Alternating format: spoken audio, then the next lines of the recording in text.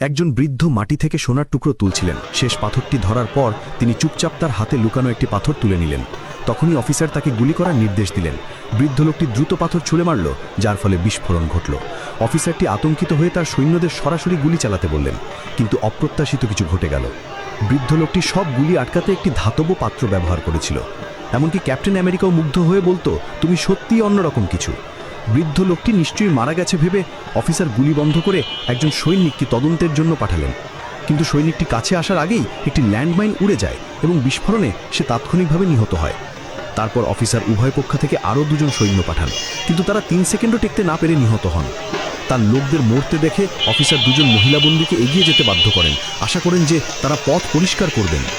ইতিমধ্যে বৃদ্ধ লোকটি ক্লান্ত হয়ে পড়েছিলেন। তিনি একটি ভাঙা গাড়ির নিচে শুয়ে পড়লেন। তিনি তার ক্ষতস্থানে একটি বেল্ট বেঁধেছিলেন এবং কোনো ওষুধ ছাড়াই নিজেই গুলিটা বের করে আনলেন। ব্যথা এতটাই তীব্র ছিল যে সে অজ্ঞান হয়ে গেল। শত্রু সৈন্যরা এখন কাছে আসছে, প্রশিক্ষিত কুকুররাও তাকে শুঁয়ে বের করার জন্য। তাদের কথা শুনে বৃদ্ধ লোকটি জেগে উঠল। সে দ্রুত সোনা কুড়িয়ে আবার গাড়ির নিচে লুকিয়ে পড়ল। সৈন্যরা তাকে দেখতে পেল না, কিন্তু একটি কুকুর তার রক্তের গন্ধ পেয়ে গেল। বৃদ্ধ লোকটি শত্রুর জিপের নিচে হামাগুড়ি দিয়ে ছুরি দিয়ে জ্বালানির ট্যাঙ্কটি কেটে নিজের গায়ে পেট্রোল ঢেলে দিল। সে ভেবেছিল এটা তার গন্ধ ঢেকে দেবে, কিন্তু এটা ভুল ছিল। কুকুরটিও পেট্রোলের গন্ধ পেল এবং ঘেউ ঘেউ করল। সৈন্যরা গাড়ি থামিয়ে এলাকা তল্লাশি শুরু করল। সুযোগ দেখে বৃদ্ধ লোকটি নদীর দিকে দৌড়ে গেল, কিন্তু কুকুরটি আবার তাকে দেখতে পেল। একজন স্নাইপার তার পায়ে গুলি করে এবং অফিসার তাকে জীবিত ধরার জন্য চিৎকার করে উঠল। কুকুরটি তাকে তাড়া করল, কিন্তু বৃদ্ধ লোকটি শান্তভাবে একটি দেশলাই জ্বালিয়ে নিজের গায়ে আগুন ধরিয়ে দিল। কুকুরটি ভয় পেয়ে থেমে গেল। পুড়ে যাওয়া বৃদ্ধ লোকটি দৌড়ে নদীতে ঝাঁপ দিল। সৈন্যরা তাকে লক্ষ্য করে গুলি চালায়, কিন্তু সে তবুও জলে ডুবে যায়। ভারী সোনা বহন করার কারণে সে ডুবে যায় এবং অদৃশ্য হয়ে যায়।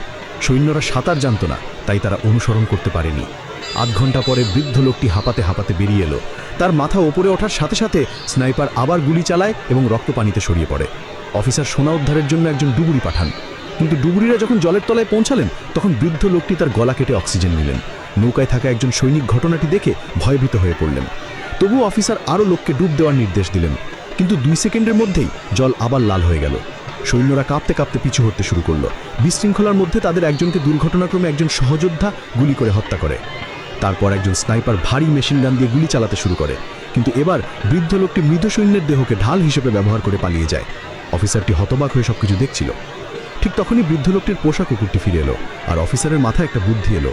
সে কুকুরটিকে ব্যবহার করে বৃদ্ধ লোকটিকে খুঁজে বের করবে।